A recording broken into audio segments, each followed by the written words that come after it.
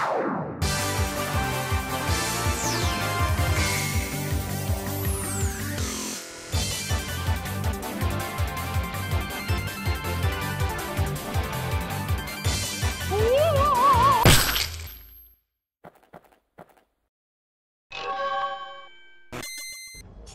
do this.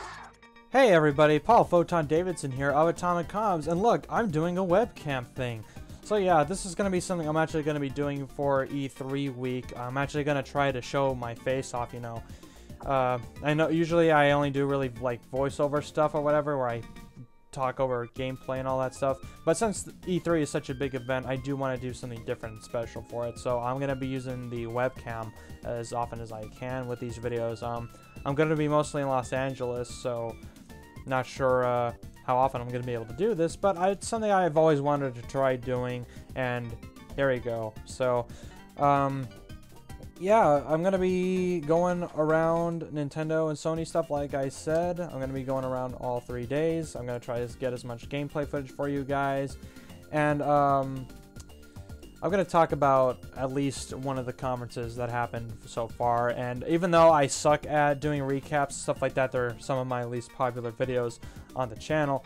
I'm not going to do a recap of all the conferences we've had so far, mostly because not only that, but because if I do terrible with the Nintendo ones, I'm going to suck with the EA ones, with the Microsoft ones, and the Sony ones, mostly because I'm not that familiar with a lot of their stuff. So, what I'm going to do is, I'm at least going to talk about Microsoft's right now and tell you the one thing that stood out to me the most with that conference, and then I'll probably do something about Sony, since they're, aside from Nintendo, they're my other favorite game company. But for Microsoft, the new Xbox One X, as impressive as it may seem, I think it's really overpriced. I think the water coolant thing is kind of unnecessary. I mean, I guess it's a really powerful console, but at that point you might as well buy a PC or whatever like that. Like, it always boggles me nowadays that, like, what is the argument for somebody to buy an Xbox One over a PC when PCs can be bought for, are more powerful obviously, and they can be around the same price, or maybe they'll be more expensive, but they're more worth it in the end. So Xbox One just doesn't seem that worth it to me, and Xbox One X, even though it's trying to be a PC, I don't think it's really that impressive to me. You know, it didn't sell to me, even though I don't own an Xbox One. So I don't know what that's going to say about Xbox One owners, but yeah, that's my thoughts on it. Sorry if it sounded so negative. I did like Ori and the Will of the Wisp. I can't spell it correctly, say it correctly.